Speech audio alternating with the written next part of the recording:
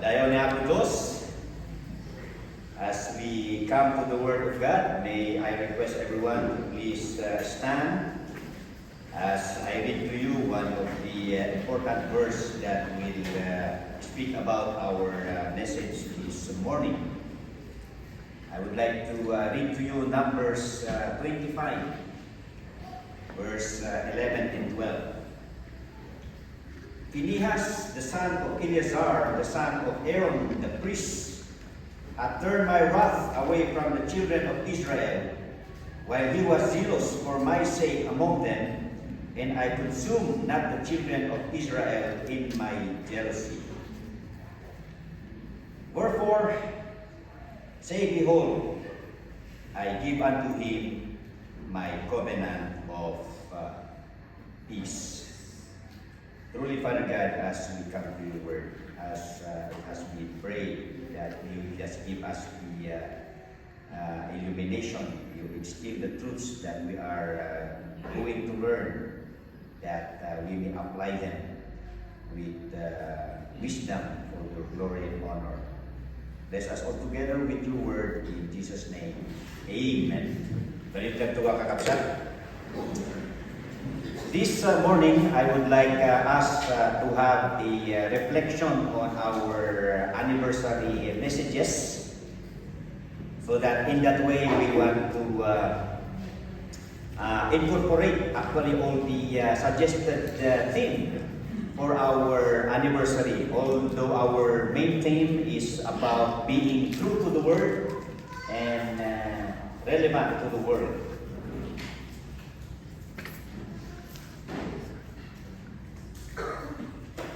So as you see on the screen, these were the suggested theme for our anniversary, and during our second Sunday message, at least we have incorporated three themes about the sustaining grace of God and sustaining godly legacy by God's grace and passing it on.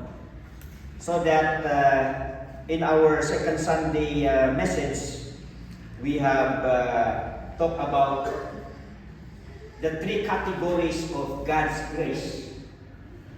According to Philip Pascal, the three categories of God's grace, number one is the common grace of God. From the Greek meaning, charis means kindness or unmerited favor. When we say grace or favor, it is free, voluntary initiated. And when we say unmerited, it means that we do not earn it.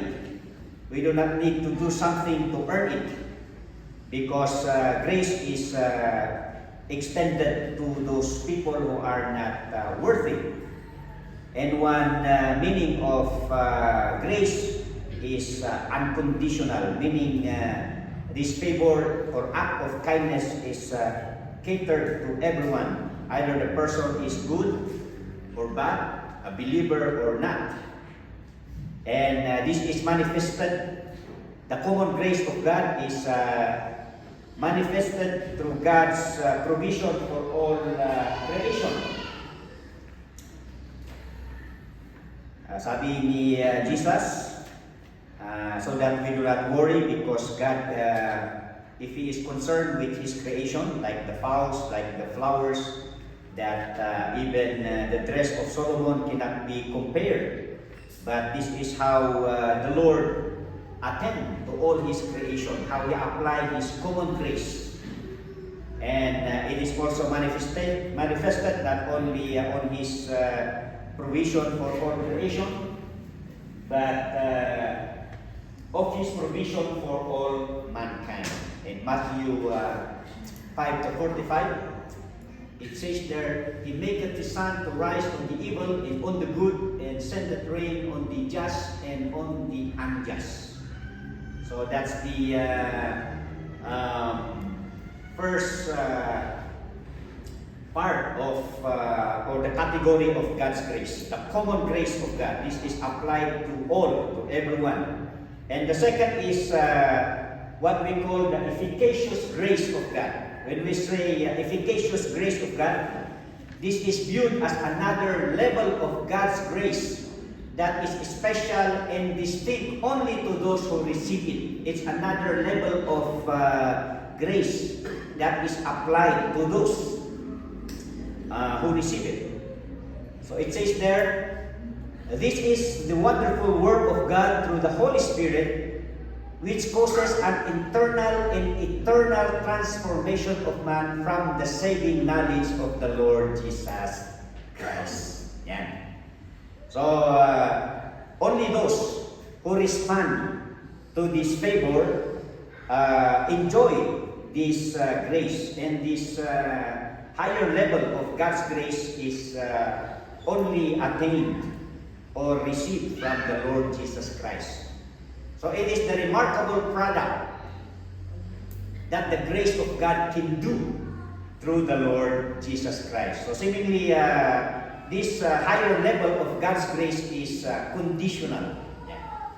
So that only those who come to the Lord Jesus Christ would experience this grace of God. And what are these favor that we attain when we come to the Lord Jesus Christ? Okay, redemption and forgiveness. So that this is only given to those who believe on the Lord Jesus Christ. When we say redemption, this is the payment. We are paid by the Lord Jesus Christ. The Lord Jesus Christ already paid our salvation, and only those who trust Him to be their Savior would benefit, would be included to this payment of the penalty for sins and, of course, forgiveness. And other one is, of course, salvation and heaven citizenship. Ephesians 2:5-8 says there, when we were dead in sins, hath He quickened us together. By grace ye are saved, and hath raised us up together. Meaning to say that God elevated our position. He considered us to be His people. We were once His enemies, we were strangers, but now we are incorporated to the family of God. And of course, justification and righteousness. When we say justification, this is another level of His favor that He made us. He considered us to be righteous. He no longer sees us as sinners, but He considers us saints because of the declaration that we are made righteous by the blood of the Lord Jesus Christ. And of course, through this justification that we have given this eternal life. And this is one more. The efficacious grace of God does not only pertains, there are a lot of things that the Lord has given us when we trusted the Lord Jesus Christ. This is mentioned in Ephesians. These are our spiritual blessings. Okay? Redemption, justification, sanctification. And one thing here is about good works. 2 Corinthians 9:8. Let's read together. It says there, and God is able to make all grace abound toward you, that ye always, having all sufficiency in all things, may abound to every good work. Well, yesterday we were privileged to visit the Oine family in Akop, at the Manong Marshall, and we have a great time fellowshipping with their mother, and she questioned about the salvation through good works. And of course, we share that good works has nothing to do with our salvation. But we cannot undermine good works. Kasi kung minsan ang nagiging problema, sapat na ba na tayo ay naligtas sa Panginoong Hesus? And of course, yes. Kasi kung minsan, kung dadagdagan mo pa yung salvation na ginawa ng Panginoong Hesus, parang iniinsulto mo yung ginawa ng Panginoon, parang minamaliit mo. Kasi ang tingin mo, the sacrifice of the Lord Jesus Christ is not enough. It's not sufficient. Pero kung minsan kasi nagkakaroon sila ng wrong implication that if we are preaching that Christ alone can save, is parang ini-itsipura na natin yung mabuting gawa. But then of course, when you continue with Ephesians 2:8 and 9, it says there in verse 10, by grace ye are saved through faith, in that not of yourselves, lest you would boast it. But after that, for we are His workmanship. So that salvation in Christ should result into good works. Because before we existed on this earth, in this world, good works was already the plan of God even before creation, that those who come to the saving knowledge of the Lord Jesus Christ would be manifesting good works. Pero yun ang problema. It was found out in all the world. There was this research, there was this evaluation that there is none righteous, no not one. Everyone falls short to the glory of God. Sabi pa nga ni Jesus Christ, there is none good. There is only one that is good, and that is God. This is His answer to the young rich ruler. But then, by the grace of God, it says there, once you are in the Lord Jesus Christ, He Himself will help you produce good works. Di ba?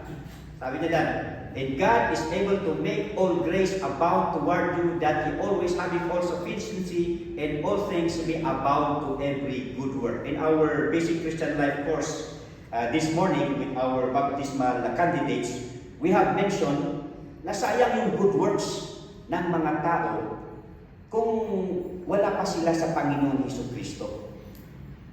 Because pag wala pa tayo sa Panginoong Hesukristo, ang tingin ng Panginoon sa atin, tayo ay kaaway. Tayo ay aliens, we are strangers. At tayo ay kinakasuklaman ng Panginoon. So, baliwala, walang effect yung pagkamabuti ng isang tao sa harapan ng Diyos. Unless na ang tao ay kumilala sa Panginoong Hesus, siya ay naligtas, siya ay naging anak ng Diyos, then, there na nagkakaroon ng halaga ang ating mabuting gawa. And praise the Lord, through the Lord Jesus Christ, by the grace of God, when we are in Him, He Himself will help us to produce good works. Okay? And of course, spiritual gift. May mga batang pinanganak na gifted child. Okay, sino dito ang mga gifted child? No gift at all. Sino ang mga no gift at all? May mga ganun, di ba? Wala man lang talento, kahit anong isang talento. Pero huwag kang mag-alala, once you are in the Lord Jesus Christ. Sabi dito, sa biyaya ng Panginoon, wala kahit ni isa ang magsabi na walang binigay ang Panginoon sa kanya na ability. Nabigyan tayo lahat ng talento mula sa Panginoon, at ang talento na yan ay tinatawag na spiritual gift. Kahit na hindi ka gifted child, ngayon na tinanggap mo ang Panginoong Hesus, gifted child ka na. Kaya hanapin mo kung ano yung ability na binigay sa'yo ng Panginoon at gamitin mo. Binigyan tayong lahat para wala ni isa ang magsabi na siya ay exempted na maglingkod sa Panginoon dahil wala siyang spiritual gift. Okay? So huwag natin tingnan ang ating mga kasamang Kristiyano na walang talento o walang abilidad. Dahil lahat tayo ng Kristiyano ay binigyan ng Panginoon. That is something to thank God for. And of course, our access. Sabi natin nga, as we learn the Old Testament, ang hirap ang manalangin. Kailangan pang magdala ng animal sacrifices. Buti ngayon, wala ng animal sacrifice kasi mahal na ngayon ang mga kambing at saka lalo ang tupa. 3 times at yung presyo ng tupa sa kambing. Ano? So, depende pa doon sa level ng economy ng tao. Kung mayaman, dapat baka. Pag middle class, yun. Kambing o yung kaldero. And then sa mga mahirap, manok, kalapati, something like that. At saka, kahit na magdala ka pa ng animal sacrifice in the Old Testament, hindi basta-basta na ikaw ang makiusap sa Panginoon. Because you need a representative. And who is that representative? To intercede for you. It's the priest. Di ba? Pero ngayon, nung muling nabuhay ang Panginoon Jesus, nandun na siya sa langit, siya na ngayon yung pumapagitna sa Diyos at ang tao. That's why now, ang dali na lang ang manalangin. Kahit saan, kahit sa bahay mo. At any time. Yan. Kasi noon, kailangan i-schedule and you do all the rituals and then hihintay mo pa kung ano yung sagot ng Panginoon. But now, we just can immediately come to the throne of grace as stated in Hebrews 4:14 to 16. And this is another grace of God, an everlasting comfort and hope. Kaya nga kahit na may kahirapan, may mga karamdaman, hindi natin alam yung nangyayari, lalo na sa Pilipinas ngayon, at saka as we see the whole world full of chaos, but we thank God, through the Lord Jesus Christ, we have this everlasting comfort and hope. Like the hope of the resurrection. Anong oras na mamatay ka? Then you go to heaven. Ano pa? The hope of glorification. Yan. Na mapapalitan yung ating katawang lupa ng makalangit na katawan. At ang makalangit na katawang ito ay hindi na makakaranas ng paghihirap, kung ano-anong sakit. Pero one thing, the greatest blessing of glorification is this. Katawan na hindi na magkakasala. Yan ang number one na implication ng glorification. Kasi there will come a time at the end of millennium, bibigyan ng Panginoong Diyos ang kaaway, si Satan, na to tempt, one last chance, to tempt all the people during those times at the end. Sayang naman, naging faithful tayo ngayon, tapos doon sa last temptation, makakasali pa tayo doon sa malilinlang. Din sayang yung ating pananampalataya. But then, because of the hope of glorification, pagdating ng Panginoong Hesus, papalitan yung ating katawan ng makalangit na katawan. Then, if the time will come, the last temptation, hindi na tayo. We are safe. Well, so managmayan yan. That is the efficacious grace of God.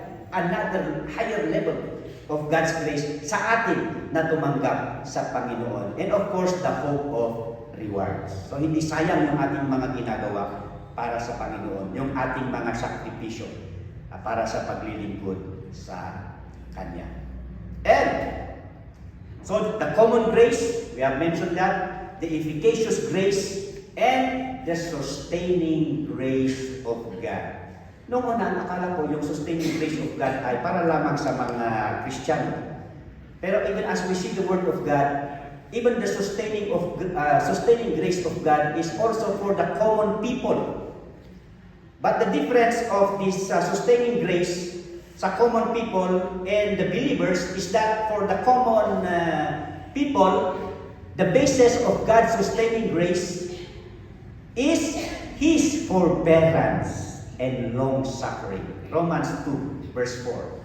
Or despisest thou the riches of His goodness and forbearance and long-suffering, not knowing that the goodness of God leadeth thee to repentance. Kaya maraming magsasabi, nasaan na yung sabi ninyo na pabalik ang Panginoon? Wala naman. No? Yung iba mga nagsasabi na madali na yung pagbabalik ng Panginoon, nagkandamatay na nga yung iba eh. Oh. And tayo na next generation, parang mamamatay tayo, wala pa yung pagbabalik ng Panginoong Hesus. Gusto nilang ipalabas na ang ebanghelyo ng Panginoon is that we are lying. But what is the very purpose kung bakit hindi pa nagbabalik ang Panginoong Hesus? Sabi dyan, but is long-suffering to usward, willing that any should perish, but that all should come to repentance. So makikita natin dyan yung sustaining grace ng Panginoon kahit na hindi sa mananampalataya because of His patience, His forbearance, and long-suffering. Sa atin naman, na mga mananampalataya, the sustaining grace of God is based on His faithfulness and trustworthiness. Yeah? Yung faithfulness, that's the character of God. Yeah, trustworthiness, yan siya. Yan. Kaya sabi doon sa Lamentation, it is of the Lord's mercies that we are not consumed because His compassion fail not. They are new every morning. Great is thy faithfulness. Matapat ang ating Panginoon. At sabi pa sa Philippians 1:6, being confident of this very thing, that He which hath begun a good work in you will perform it until the day of Jesus Christ. So hindi natatapos yung pagkilos ng Panginoon sa ating buhay. Itutuloy niya yan. He never give up. Kung minsan tayo mga Kristiyano, we encourage one another, we pray for one another, pero kung minsan yung ating mga kapatiran ay patuloy pa rin na ang hirap masabihan. But then, like the Lord Jesus Christ, because of His faithfulness and trustworthiness, He does not give up. He see to it na kung ano yung inumpisahan niya na mabuti sa iyong buhay, ipagpapatuloy niya yan hanggang sa kanyang pagbabalik. Are we not grateful with that? Wow, amen. Kaya sabi ni Paul, for that which cost I also suffer these things, nevertheless I am not ashamed, for I know whom I have believed, and am persuaded that He is able to keep that which I have committed unto Him against that day. Meaning to say, yung buhay ko na ibinigay ko sa Kanya nung ako'y nanampalataya sa Kanya, ay kumpiyansa ako na yan ay iingatan niya hanggang sa huling araw. Okay? And of course, the sustaining grace of God is for the common people because of His forbearance and long-suffering, and to the believers, and of course, the church as a whole. Yeah. The basis of His faith,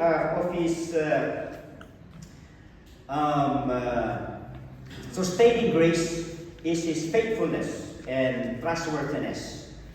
And this is one of the promise of the Lord in relation to us as a church. So we want to connect because we are still celebrating our anniversary. Hello, it's still November, mga kakabsat. So happy anniversary, kakabsat. So that I just want to reflect these messages because we're still in our celebration of God's sustaining grace. That the same sustaining grace is enabling us to sustain the godly legacy that the Lord Jesus Christ has given to us. So it says there, and I say unto you, unto thee, thou art Peter, and upon this rock I will build my church, and the gates of hell shall not prevail against it. The Lord Jesus Christ assured us the victory. We are now we already existed in our 38th year, and we are looking forward for another pace, another race for this new year, the new year of our existence. So happy New Year, mga kakabsat. Not in January 1, but happy New Year in our new duration of race. We are starting our 39th journey. And if the Lord Paris is coming, we will be celebrating our 39th year of existence as a church. And you see, the promise of the Lord, as He built His church, then the gates of hell shall not prevail against it. Although in our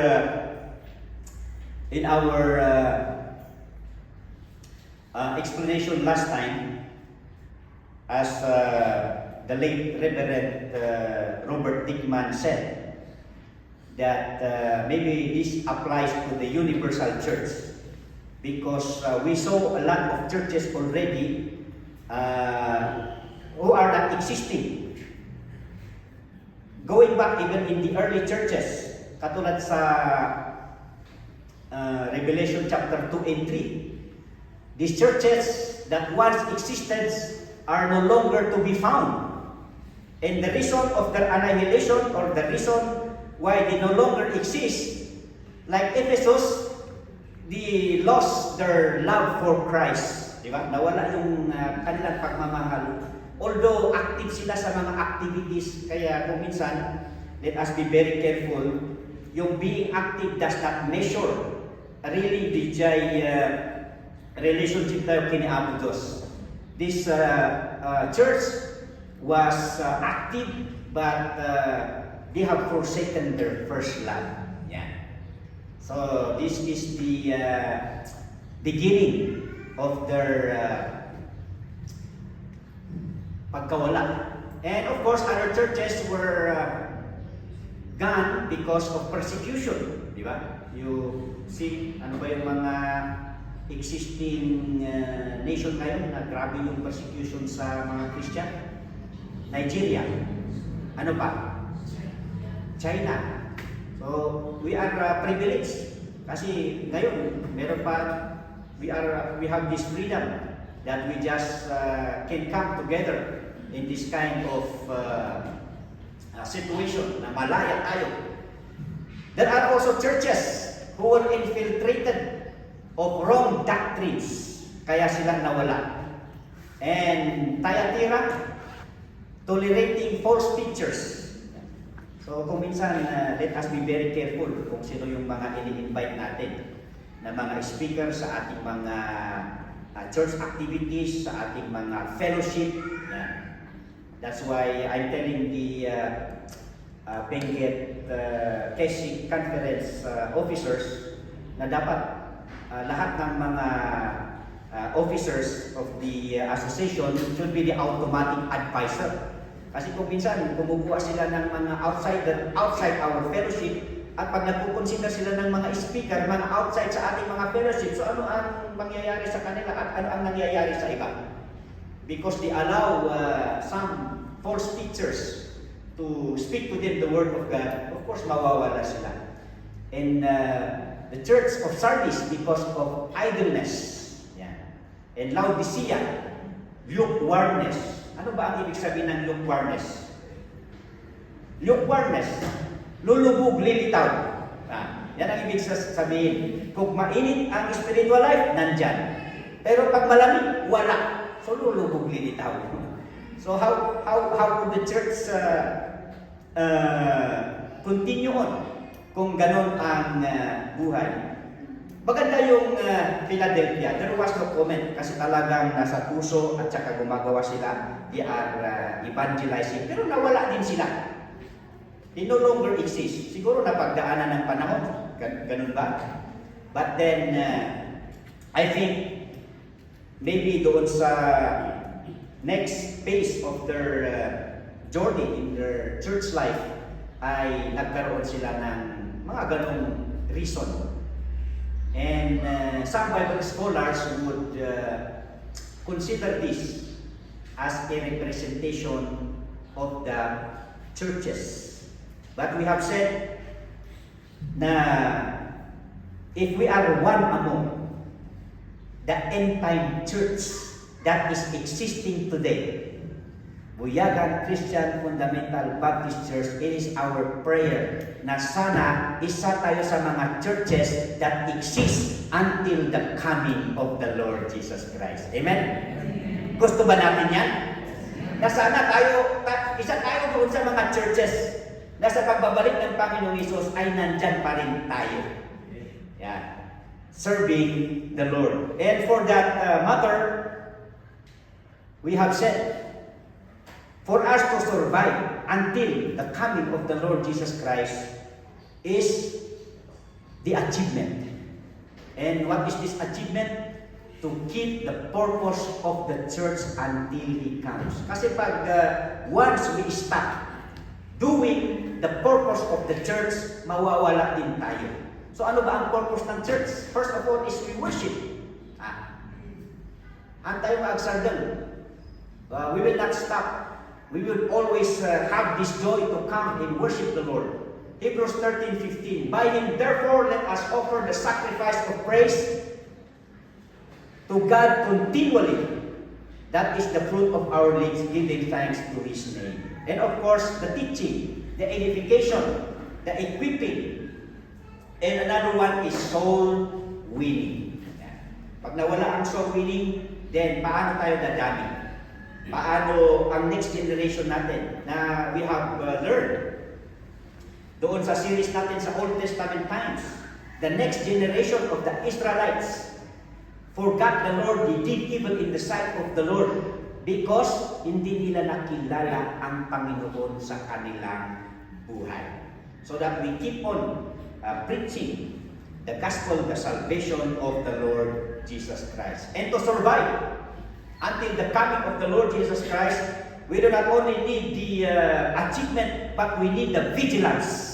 Anong ibig sabihin ng vigilance? To keep active because of the enemy attack. We do not know when that time comes. But in 1 Peter 5:8, the enemy, it says there, be sober, be vigilant, because your adversary, the devil, as a roaring lion, walking about, seeking whom he may devour. Paul said in Ephesians, put on the whole armor of God. So dapat ang Kristiyano palaging active yan. Okay. We should maintain our strength. Not only the vigilance, but of course, the defense. Okay. To keep guarding the legacy of faith in practice from the Word of God. Yan. Bantayan natin kung ano yung mga tinuro sa atin para hindi mapalitan. Ano ang nangyayari ngayon sa mga churches? Because of toleration, because of some influence, hindi na nila nababantayan. So one duty ng church is to protect kung ano yung pinasa sa atin na legacy of faith. Yun ang bantayan natin at ipagpatuloy natin. Okay? Kasi pag nawala na yung ating pinanghahawakan na salita ng Panginoon, then of course, nawawala din yung ating iglesia. And of course, to survive the advancement. Yeah. To keep passing on the legacy of faith to the next generation. To achieve a long-lasting existence until He comes. 2 Timothy chapter 2, verse 22. And the things that thou hast heard of me among many witnesses, the same commit thou to faithful men who shall be able to teach others also. So yan ang ating gagawin, church, mga kapatid. If we want to exist until the return of the Lord Jesus Christ, we are to keep the purpose of the church, to keep active, to keep guarding the legacy of faith, and to keep passing on the legacy of faith from God's Word. So yan po mga kapatid. Well, our Thanksgiving anniversary message from our very own Pastor Ralph Cadelenia enlightened us about the blessedness of hearing and applying the Word of God, which is derived from our theme verse, anniversary verse. What is our anniversary verse? James 1:22. Do not merely listen to the Word and so deceive yourselves, then do what it says. King James Version. But be doers of the Word and not hearers only. And take note doon sa last verse ng kanyang passage. He being not a forgetful hearer, but a doer of the word. Not only a doer of the word, but a doer of the word. And by this, you will be blessed. Kaya nga yung title ng kanyang message is The Blessedness of Hearing and Applying the Word of God. Question, do you want to be blessed? And if you want to be blessed, then, main point number 1, he said, we should have a genuine understanding of the Word of God. Tama yun. by correct understanding of the Word. That's why the word genuine. Dapat tama yung understanding mo sa salita ng Panginoon to have a correct application of the Word of God. And then pursuing, not only hearing, learning the Word of God, but doing it. Kasi sabi doon, unless you apply the truths that you learn from the Word of God without applying it, you are deceiving yourself. Sasabi ko, in what ways do we deceive ourselves? Meron bang isang tao na gusto niyang linlangin ang kanyang sarili? Di ba wala?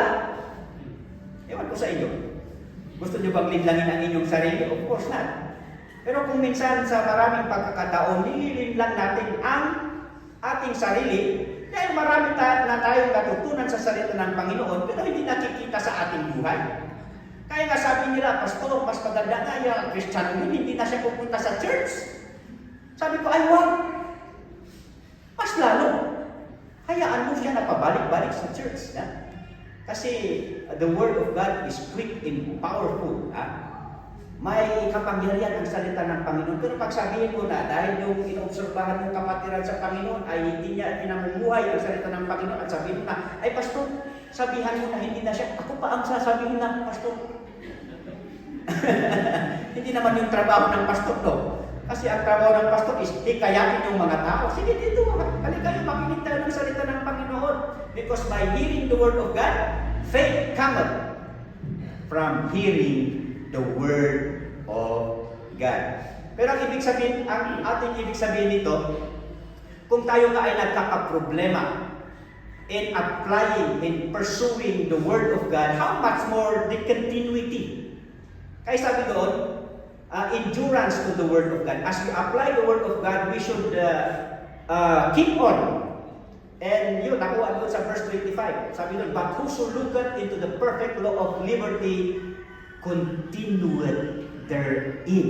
Dapat magpatuloy tayo. If we want to be blessed, then genuine understanding, pursuing obedience, and then endurance to the Word of God. Pero sabi nga natin, ano kaya ang sekreto? Ano kaya ang solusyon para magampanan natin ang mga bagay na ito para tayo ay pagpalain ng Panginoon?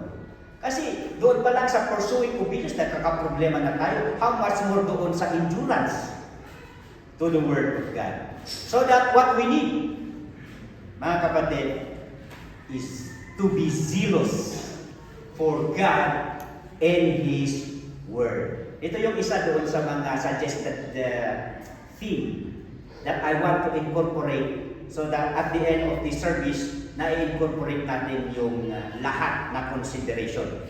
So that for this to achieve the blessedness of doing the Word of God, pursuing and continuing to the Word of God, we need to be zealous for God and His Word.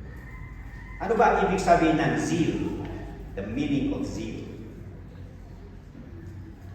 A zeal means showing great energy or enthusiasm in pursuit of a cause or objective.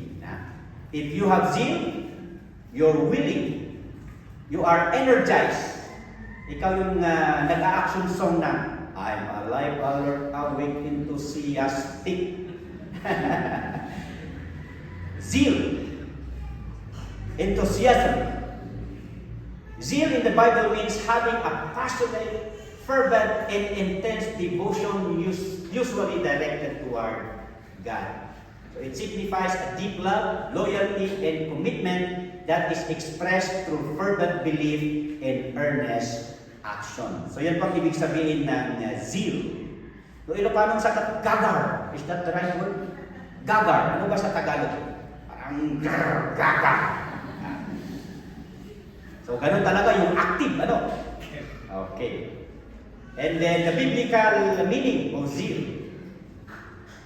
So, number one, biblical zeal is a fervent devotion. It's an intense enthusiasm, a burning desire and eagerness for God, His Word, and His will, motivated by deep love and a desire to honor Him above all else. A fervent devotion. Sabi ng mga psalmist, "Oh, how I love, oh, how love I thy law. It is my meditation all the day." Yan. Kasi iti ko na nagkagar. Ada jay ayat mo iti sa niya ako Diyos. Are you excited? Nga umay di pastor Agprince ka? Yes! Makadangagak man ang isa sa niya ako Diyos. Ha? Dapat kasjay. So that thy word have I hid in my heart that I might not sin against thee. Yan. Now you want to pick up the message from God's word. Yan. So ada iti ayat, a fervent devotion. Second, an active manifestation. It describes a state of being spiritually on fire through a dynamic action. Like for example, the disciples, sabi ng mga Pharisees and Sadducees, now when they saw the boldness of Peter and John and perceived that they were unlearned and ignorant men, walang pinag-aralan, they marveled and they took knowledge of them that they had been with Jesus. Ang galing naman ng kanilang pananalita. Because of the boldness, because of their eagerness, walang makakapahinto doon sa kanilang gustong sabihin. They are so eager, the zealousness of preaching the Word of God. A passion for God's glory. It is an earnest desire to honor God and follow Him wholeheartedly, and this can be seen in Jesus' cleansing of the temple, where zeal of thine house hath eaten me up or consumed me. Ito yung sabi ni Jesus Christ, di ba? Kasi nung nakita niya yung templo, bakit laging palengke na? Hindi ba datapwat ang templo ng Panginoon is a house of prayer, a house of worship, ginamit na sa ibang motive. So that yung passion, the zeal of the Lord Jesus Christ is nilinis niya yung templo. Kasi nasira na yung kaluwalhatian ng Panginoon doon sa templo. A passion for God's glory. And of course, biblical zeal is action-oriented. Okay? Biblical zeal is not just a feeling but also involves action of diligence and commitment. It can manifest in tireless service to God, ardent prayer, sharing the gospel, and active ministry participation. Naobserbahan naman natin yung mga churches, kung ano yung spiritual condition nila. Pero sana bumalik tayo doon sa panimula ng ating iglesia. And ano yun? Going back to the early church, to the book of Acts. They that gladly received His word were baptized. So, they have this eagerness na, ay, Kristiyano ako. So ngayon na Kristiyano ako, gusto kong ipakita na ako ay tagasunod ni Kristo. And I will declare my faith. So I want to be baptized. And after baptism, they were added to the church and they continued steadfastly in the apostles' doctrine. Yan. May isang Kristiyano, sabi sa akin, namimiss ko yung panahon nung dati na ayaw mong mag-absent sa church. Di ba ang mga baguhan na Kristiyano ganyan? Ayaw mag-absent sa church. Paano naman yung mga matagal ng mga Kristiyano? Palaging gusto na nandiyan pa rin yung church. Di ba? Ayaw natin ng absenteeism. Kasi dapat hindi nawawala yung ating pagmamahal sa salita ng Panginoon. The apostles' doctrine and fellowship. Manarinig na fellowship. May fellowship. Sige, punta tayo dyan.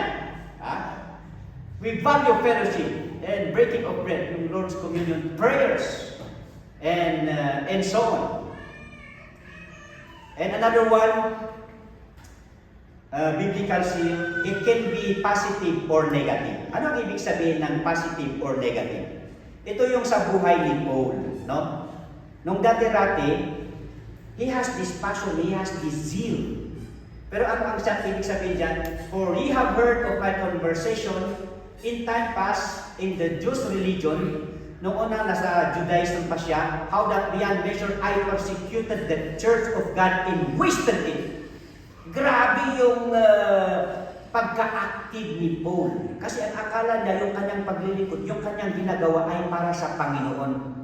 Not only when the Lord Jesus Christ confronted him, that he realized yung zealousness niya pala ay mali. Yun yung mali. In my own nation being more exceedingly zealous of the tradition of my fathers. Yun yung isang nakita ko sa mga Kalinga people. They are very obedient, they are diligent, they are zealous. Yan. Kaya nakikita naman natin yung product natin ng mga young people na naging pastor. Nandun yung active pa rin sila, zealous sila sa gawain ng Panginoon. Kasi nung una, yung kanilang zealousness, ginagawa nila sa pag-hold up.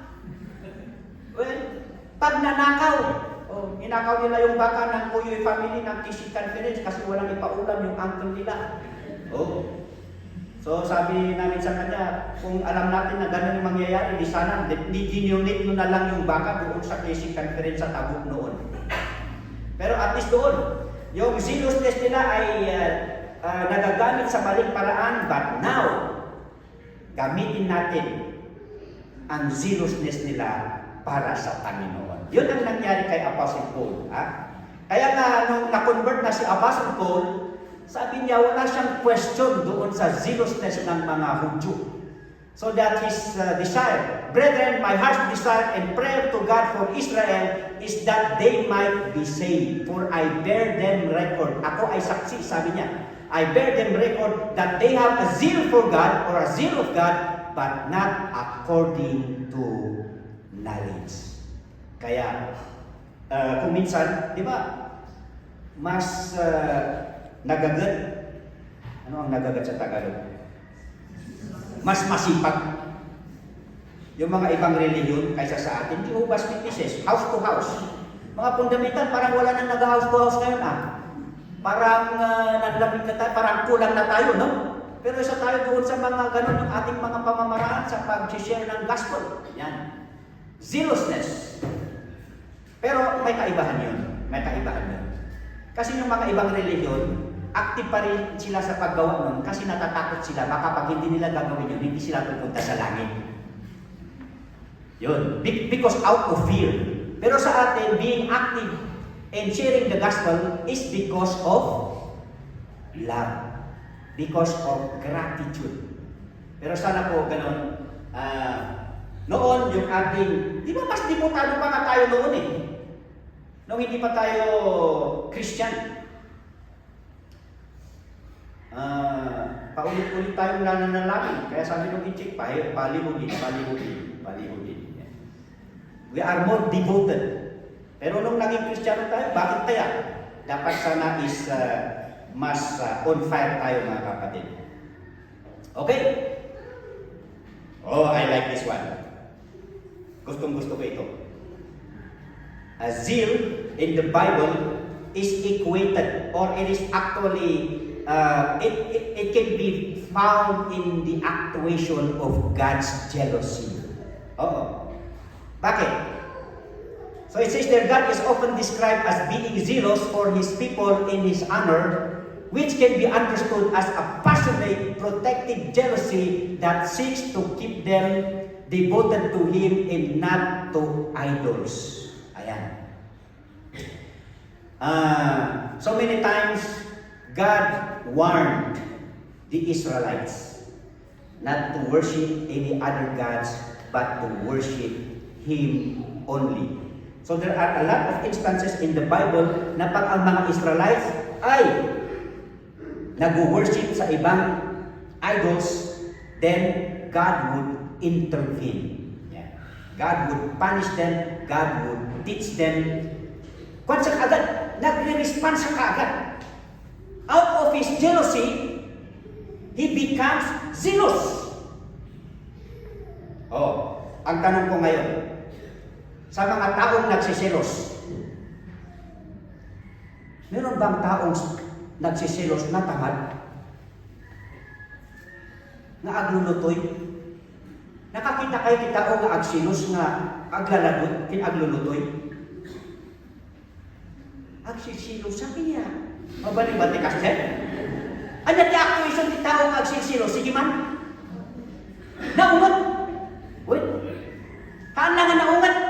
No, agsilos iso nakat. Insidida. Di ba? Active. Active iso na. Ada ti may isa nga gayon ko. Kunana, hindi kasasauna na ijay katrabaho na ijay ta di may isa nga katrabaho na ijay katadapi man itsura na hanangan na siputan ni bakit na simrat gayang agad-adan na karate ni bakit na tinamaan na iso na nalpang lutag no ibalon niya. Hanangan na siputan. Nung na pag mulat niya ng kanyang mata, ni Mrs. na pala yung kwan. Sumuntok sa kanya at nakita niya na si Mrs. niyang paalis doon sa door. Tapos yung door pa yung agsalsala nga door. Well, so that yun, nagselos gamit ni bakit na. So nga inaramid na dayjay. Well, so ano kaya ito maging active? Maging siloso kayo. Maging silosa kayo. Yeah. Actually, we'll learn that. Iti may isang anak ni Apo Diyos because of this godly jealousy. That it emanates God's zealousness for the well-being of His people because God wanted to protect them from a false service and worship of other gods. A conviction of God's standard. Biblical sin is a conviction to God's standard. Ito yung ating verse na nabasa kanina. This is the example of Phinehas. Who is Phinehas? Numbers 25:11. Phinehas is the son of Eleazar, the son of Aaron the priest. So he is the third generation high priest of the Israelite. He had turned my wrath away from the children of Israel while he was zealous for my sake among them, that I consume not the children of Israel in my jealousy. Ano ang ibig sabihin nito? This is the act. Ijay Numbers 25, kuna na, there was one time na nakalimot ang mga Israelites sa Panginoon. And they worship other gods. And with their worship with the other gods, of course, it entails palaging nagsasama ang idolatry. Where there is idolatry, there is immorality. So yung mga Israelites na ito, they are practicing fornication, practicing adultery with the Moabites. Siyempre, stricto ang Panginoon. Ayaw ng Panginoon ng mga Israelites na magkaroon ng relationship sa mga ibang pagan na people. Pero ang nangyari dito, because these people forgot the Lord, then, they engage in idolatry and immorality. And because of that, Phinehas as the high priest, siyempre, love niya ang Panginoon. At dahil love niya ang Panginoon, whatever the standard of the Lord should be followed in being as the spiritual leader. So ang kanyang ginawa, isang nagngangalang Zimri, while he is committing immorality with a Moabite woman, si Phinehas, sabi niya, hindi kayo nakikinig sa salita ng Panginoon, so I will take the law in my hands. So siya mismo ang pumunta doon sa tent. And while Zimri and this Moabite woman is doing this immoral act, pinatay niya silang dalawa. So that the people of Israel would see how God is so serious. He is really jealous with this kind of action. And by that, no one displayed that kind of godly jealousy, so that Phinehas did it. At ano ang nangyari dito? Ina-appreciate ng Panginoong Diyos yung kanyang ginawa. Because Phinehas has this conviction of the standard of God. And as the people would not hearken to it, then Phinehas would display this kind of zealousness for the glory of God. Nagkaroon pa siya ng reward eh. Ha? So ganun pala. If we stand firm to the standards of the Lord, then God will appreciate us and will give His reward. He was granted a covenant of lasting priesthood for Himself and His descendants. Yan. Okay, so that His legacy was even recorded in Psalms 106 verse 13. Then stood up Phinehas and executed judgment, and so the plague was stayed because of his action. Not only that he was rewarded, but the curse that the Lord gave to the Israelites because his fellow men were dying. Maraming actually ang namamatay dahil hindi pa sila natatauhan. So that Phinehas has to do this display of action, and because of that, the plague was sufficed. Nawala. And that was counted unto him for righteousness unto all generation forever. See? If we stood firm for the Word of God, then hindi nila makakalimutan yung legacy. How we are zealous for the Word of God. Okay, what are the zeal for the Word of God? Okay. Learning the Word of God. We should learn the Word of God. Study. Ano na lang ka pa nag-study kakabsat? Di ba? You have to learn it for yourself. Sa aming basic Christian life kanina, sabi ko, one of the basic Christian life is for us to have a knowledge of the Bible. And to have a knowledge of the Bible, we hear the Word of God. But it's not enough to hear the Word of God. We are to learn by ourselves the Word of God. Okay? And then, of course, loving the Word of God. This will motivate us to learn. It doesn't matter how it consumes our time in learning the Word of God. Living the Word of God. Thy word have I hid in my heart that I might not sin against thee. So that the Word of God is purposely to teach us the truth, to correct whatever our infirmities, and to instruct us. And the very good purpose why we need to learn the Word of God is that for us to be beautiful. Can you see that? That the man of God may be perfect. The word perfect there is the word to be mature, to be thoroughly furnished unto all good works. And I explained to our class a while ago that furnish is like this pulpit. Nung natapos ang pulpit na ito, maganda ba yung pulpit na ito nung natapos na? Ha? Of course maganda. Pero para mas lalong gumanda, ano pa ang ginawa nila sa pulpit na ito? Nilihada, and then pinarnisan niya. So nga mas napimpintas pa yun. Dahil iti purpose ti sao niya ako Diyos, hindi na isalakan ka.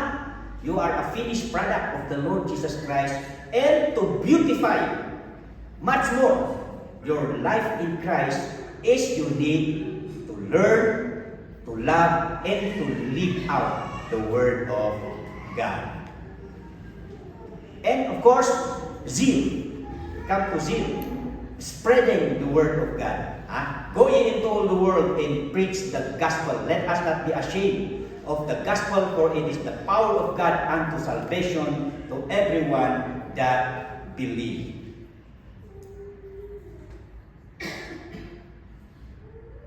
And then, this is one important thing, loyalty to the Word of God.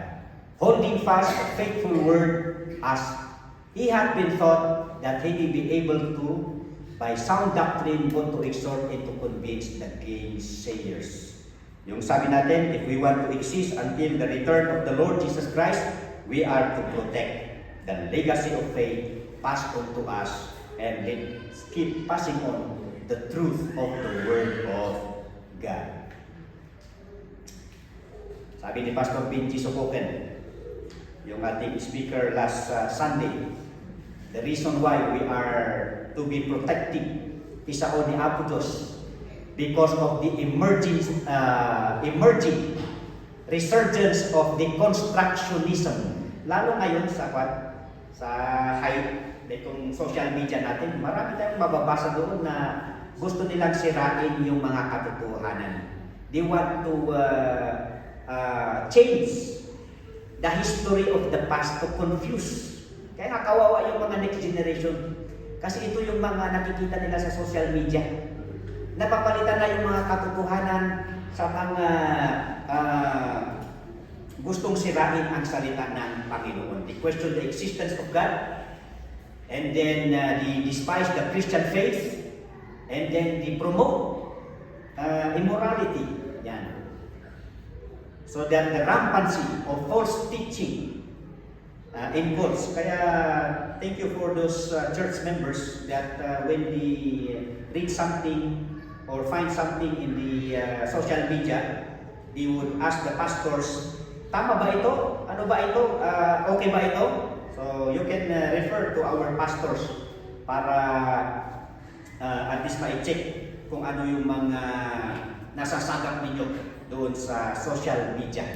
And of course, the relapsing character of people today that was prophesied in 2 Timothy 3:1-5, that the people of today are lovers of themselves, covetous, boasters, and so on.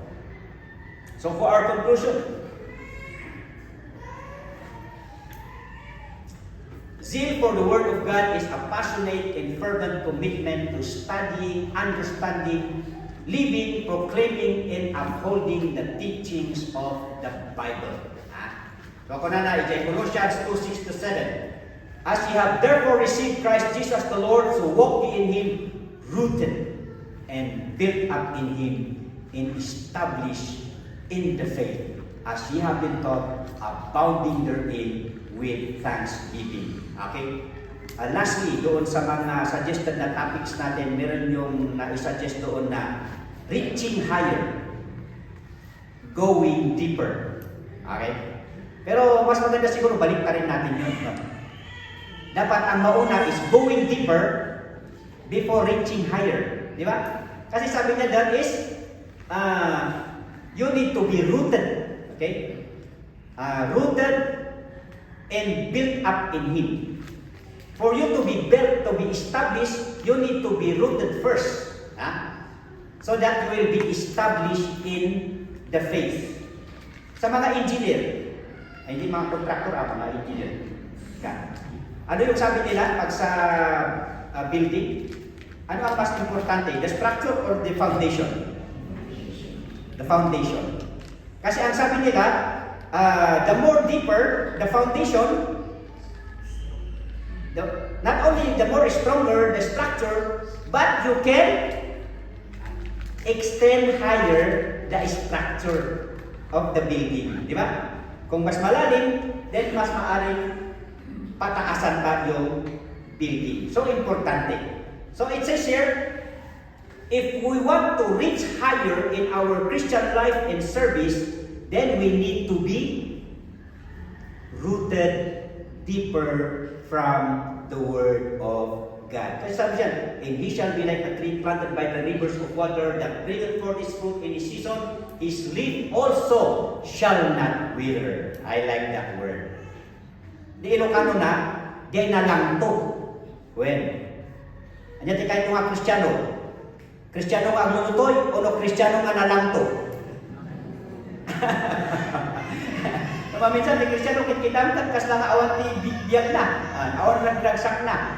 Siguro nakapoy ti sao ni Apo Dios na makita ti later ada ti verse tayo nga ay ti nabara nga anak ni Apo Dios ti sao ni Apo Dios makita ti biyag na nalangto para isang kin aktibo nga kanayon.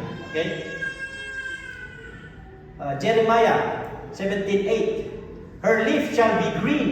Iti nalangto. Ano ba ang nalangto sa Tagalog? Malago. Ayun. It shall not be careful in the year of drought, neither shall cease from yielding fruit. Hana sumardeng nga agbunga. Kajay. No kayat yung agbunga ti Christian life yo, keep on being rooted to the Word of God. Because Joshua said, As you meditate upon the Word of God, you will observe what is written therein, and as you observe, as you apply the Word of God, this will make your life prosperous and you will have a good success. Do you want prosperity? Do you want good success? Of course. The seal for God in His Word. Loving, living, and then applying the Word of God. Because a deeper knowledge of the Bible enables you, number one, to have more confidence of the promises of God. Abay nga, bakit kung minsan ang mga Kristiyano nagdududa, nawawala parang, nawawala ng lakas ng loob. Yan. But then, as we always come to the Word of God, it brings us more confidence to the promises of God. This is how we go higher when we go deeper. Okay? We have more confidence and we have more Christian life applications. We discover more what practical applications we can make. So it improves our life. To have more answers to life queries and interrogations. Sabi doon, let us be ready to answer every man. Na kahit tayo, meron tayong sariling katanungan, and as we go to the Word of God, ay meron nag-iba, nagsasabi sa akin, ay alam ko na, Pastor, may nabasa na ako sa salita ng Panginoon. Yan. So, makita natin, he is searching the Word of God. And not only your personal questions, but even the people around you. Be ready to answer every man, whoever asks you about the faith that you have. And the Bible enables you to have a steady conviction on the tenets of faith and practices. Yan. Sabi nga ng isang Kristiyano, yung pastor nga nawawala nag-iiba ng doktrina kung yung mga pastor nga nalilinlang, how much more sa aming mga ordinary member. Pero sabi ng member na ito, pero pinasa ko ulit yung salita ng Panginoon at tama naman. Yung mga naunang naituro sa atin. Yan. So it helps you to remain a steady conviction to the Word of God, that we henceforth no more tossed to and fro of every wind of doctrine. And it gives you an intelligent or proper way of service to the Lord. Kaya nga sabi ni Paul, I'm praying for my fellow men. They have the zeal, but they are doing it the other way around because of no knowledge about it. But now, we praise God, nung naging Kristiyano tayo, alam natin yung ginagawa natin sa ating paglilingkod sa Panginoon. Inalis na natin yung mga unnecessary na hindi dapat kabilang doon sa mga ginagawa natin. And of course, to have a burning desire to share the Word of God. Gustong-gusto ko ito. Yan. The Word of God enables you to have this passion. Sabi ni Jeremiah, shall we read it all together? Go. Then I said, I will not make mention of him, nor speak any more in his name, but his word was in my heart, what? As a burning fire shut up in my bones, and I was weary with forbearing, and I could not stay. Kita nyo yan, mga kapatid? Noon-urno ng tisao ni Apo Diyos, mapupuuran ka, ijay unag, mayat na yun nga pa nakapuor kakabsat niya. Because the Word of God is intended to be brought out. The more you learn the Word of God, the more you want to express it, you want to share it. Kaya sabi nga ni Jeremiah, ang gusto ko sana, ayaw ko na. I do not want to make mention of him anymore or speak anymore in his name, but his word. Ito ang kailangan natin, mga kapatid. Ang makapagbibigay sa atin ng gagar or ng zeal. Nagamit ni Tagalog man di gagar ayak. Zeal.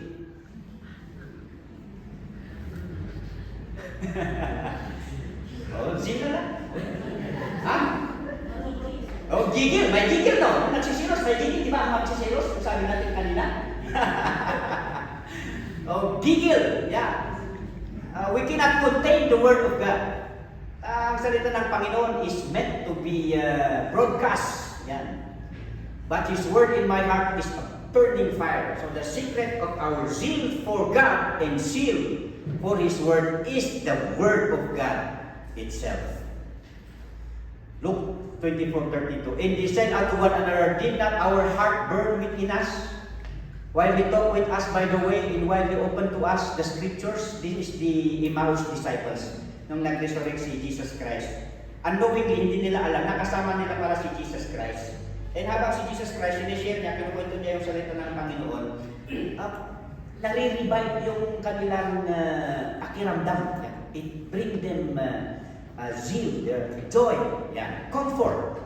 So that that is the effect of the Word of God, mga kapatid. So that in application,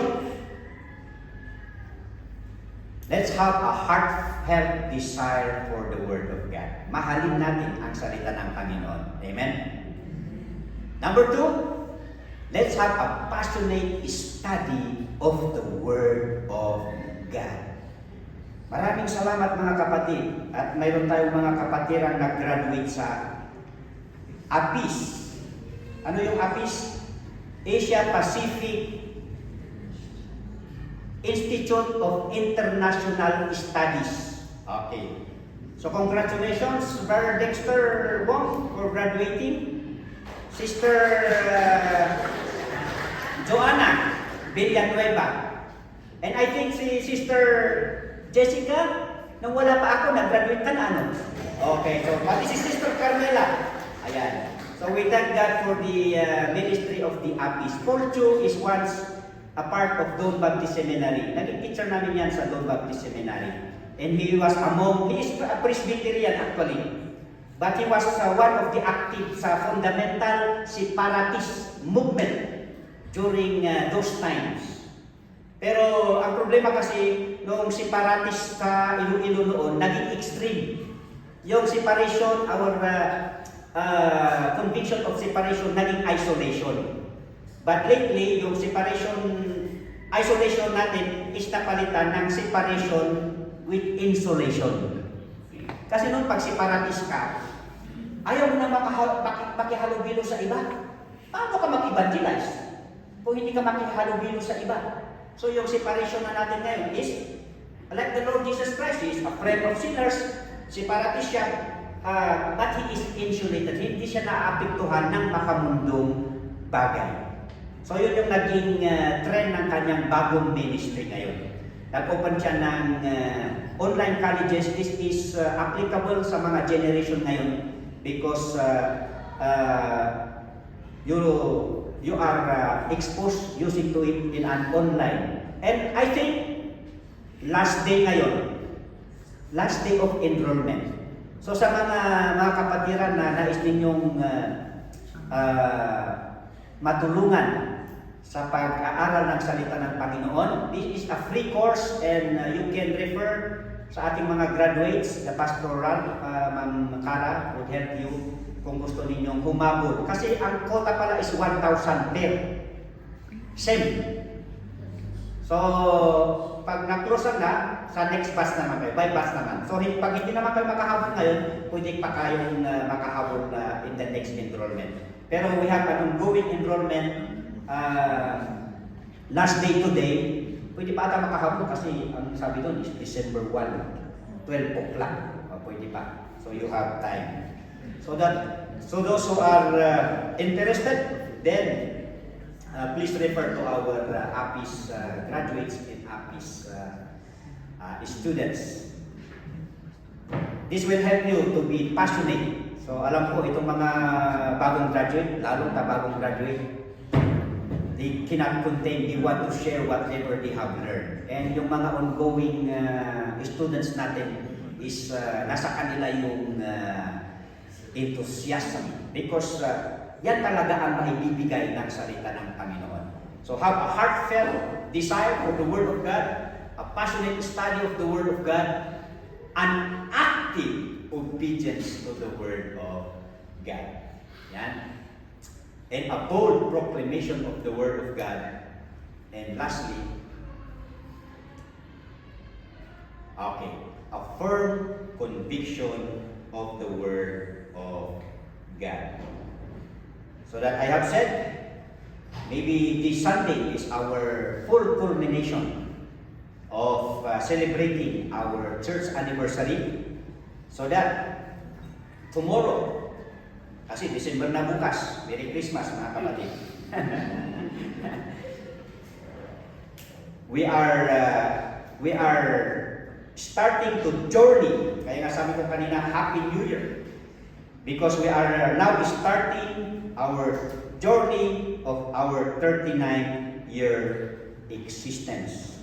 And hoping that the seal for God and the seal for the Word of God would again give us a wonderful celebration, that the zeal would remain as we continue to be true to the Word and relevant to the Word. Let's pray.